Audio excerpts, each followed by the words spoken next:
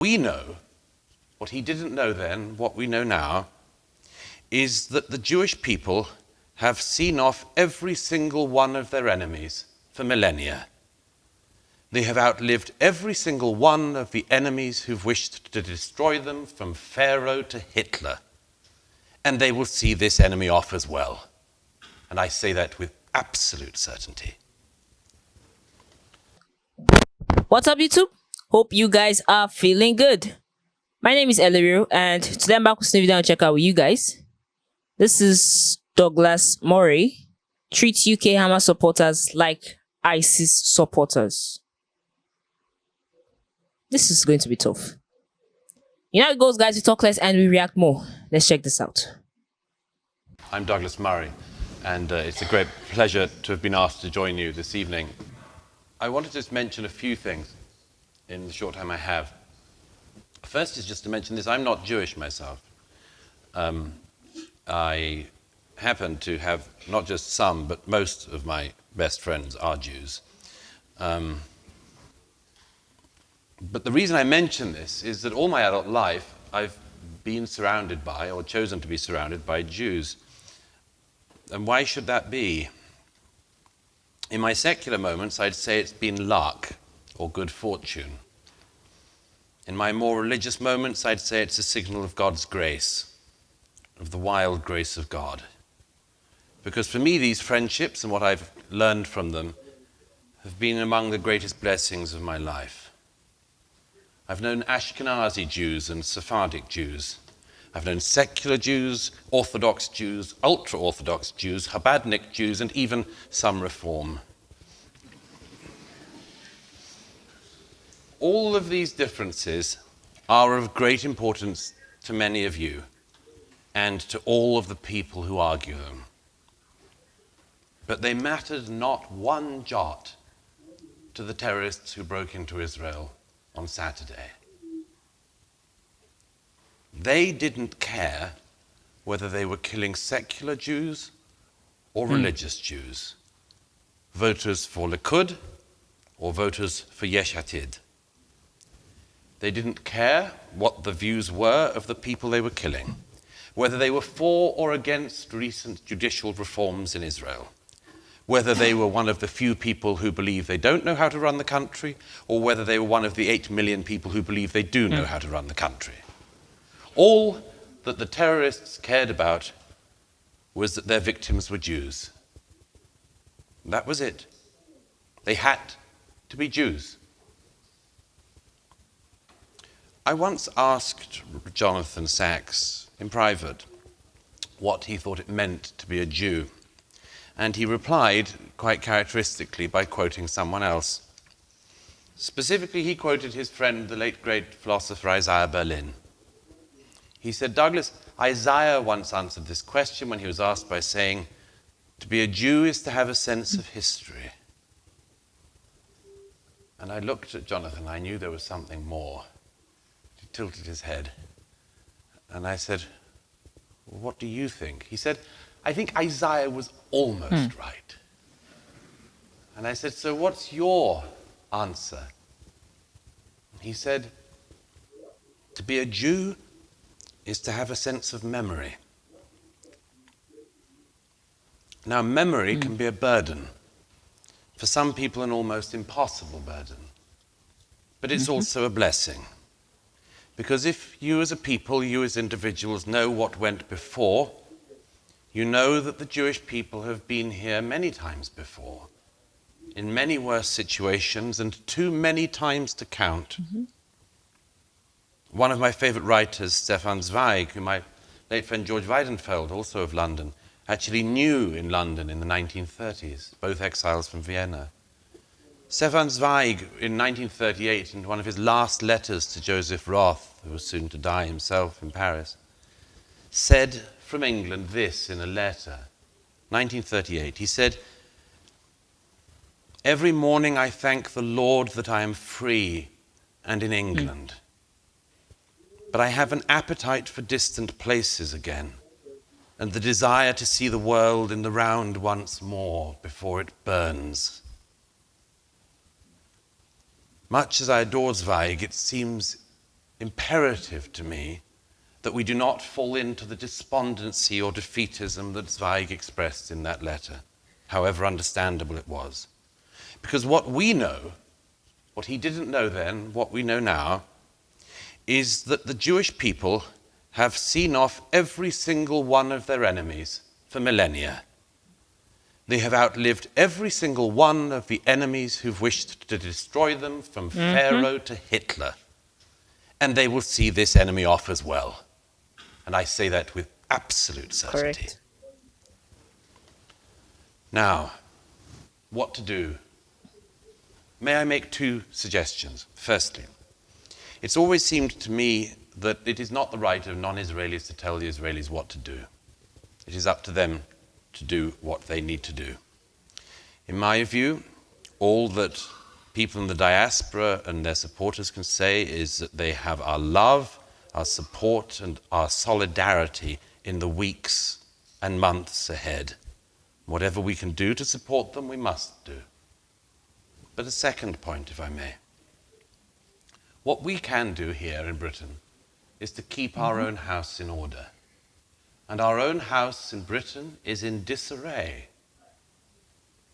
It is not acceptable, it should not be acceptable, that the Jewish community, among all of the communities of this country, in this diverse country, should be the one community expected to accept with equanimity those who cheer on the murder of Jews and those who support the murder of Jews. It is not acceptable that the Jewish community should be the only community in this land that is expected to put up with murder and then being scorned for their fellow Jews being murdered.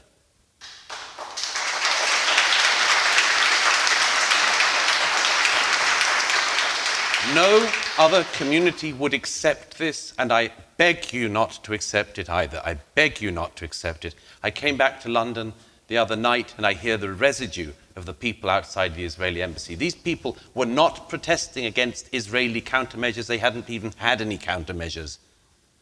They were protesting because Jews by the hundreds had been slaughtered in Israel, and they wanted to wound us more.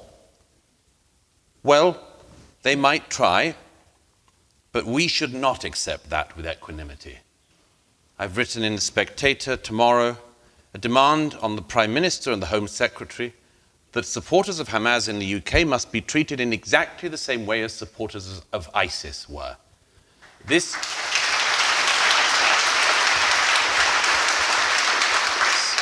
Some people thought that the claim that Hamas was ISIS was a rhetorical claim. We know since Saturday, if we didn't know before, it is not rhetoric, it is real. If you stand in Britain with a Hamas flag, you should not be allowed to be free in Britain.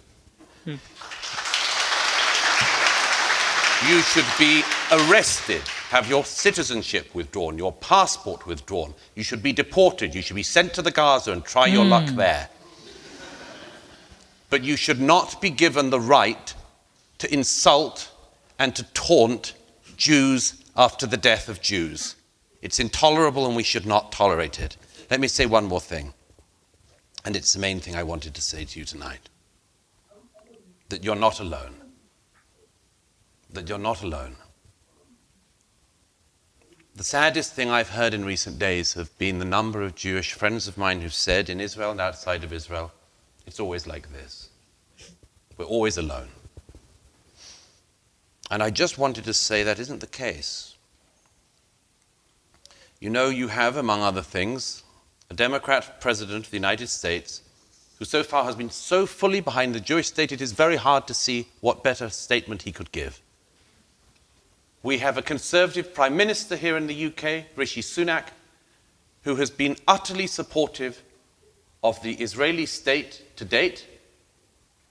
The whole civilized world is behind the Jewish state today. Now that may change. As my friend Barry Weiss wrote on Saturday, we will have to be very careful in the weeks and months ahead to remember Saturday and to keep it in mind. The BBC and others who can't even define a terrorist are already past this. The slaughter that's only still now being uncovered is currently somewhere down the line of stories. It's already falling away, and yet we mustn't allow it to fall away. The dead are not even buried. So I wanted to say that it is not the case that the Jewish community of this country is alone. You are not. There are many millions of people, civilized people in this country and across the world who are with you as well. I speak for myself when I quote, if I may in closing, one of my favorite lines in Scripture from the book of Ruth. You all know it. Whither thou goest, I will go, and where thou lodgest, I will lodge. Thy people shall be my people. Thy God, my God. And thy God, my God. And I tell you this with utter certainty. If they keep coming for the Jews, if they keep coming for you, I'll tell you this. They may come for the Zionists. Very well. I am a Zionist. They may keep coming for the Israelis. Very well. I'm an Israeli. They may come continuously for the Jews. Very well. I'm a Jew. I'm Israel Chai.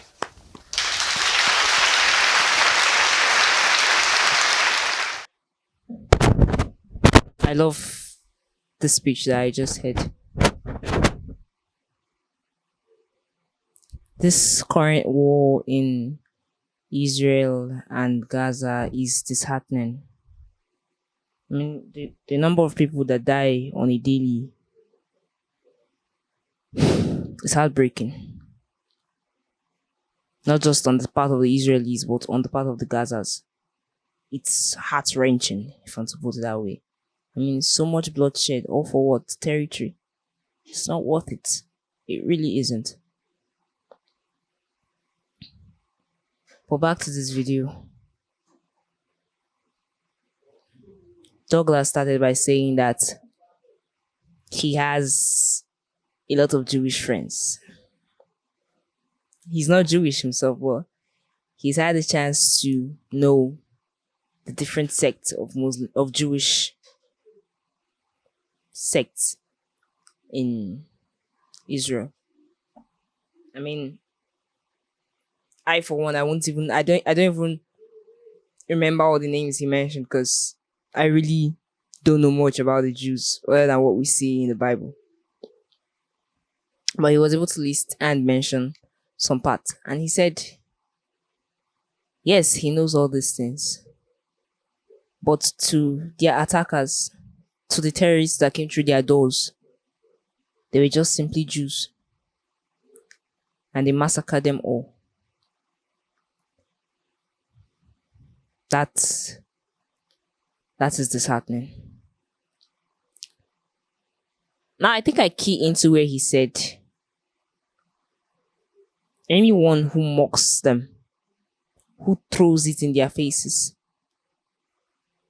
any British citizen, according to him, who does that, who mocks Jews and throws it in their faces that they are going through something, then that person should be sent to Gaza to deal with it. I mean, if you love them so much, go fight alongside them. I think this just reminded me of my video where man who left Israel said, the kids don't know anything about what they are talking about. I mean, they are here. They didn't experience it firsthand. If they want to show their support that much, they should go back to Israel or Gaza and do that. Because those in Israel or the Palestinians don't even see what they're doing. They have no TVs. They don't know the so-called struggle you're trying to put out. And he said, Hamas is just like ISIS reincarnated. And the same way they outrightly chased ISIS supporters is the same way they should outrightly chase the Hamas supporters. Generally, this was the most solemn and heartwarming speech of encouragement that I've ever heard in my life. It was void of anger. Apart from the annoyance directed to the terrorists, it was void of so many vile emotions. All I could see was positivity and encouragement and cooperation in his eyes. The solemn way he spoke, because even though he might not be a Jew, it affected him as someone who knows them in total. I mean, when you get to spend more time with a person or a people, you tend to be more like them than you know and actually understand where he's coming from. And he rounded it up by quoting a verse from Ruth. Said, "Wherever you go, I will go. Your God will be my God, and your people shall be my people." That is one of the most heartwarming verses in the Bible.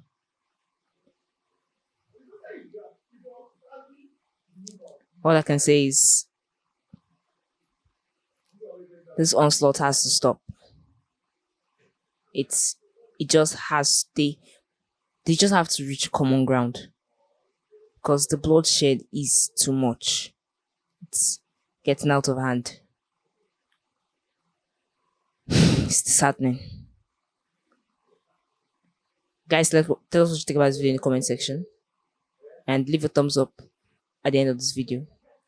Don't forget to subscribe to our channel for more of these videos. Thank you all for watching. Stay safe.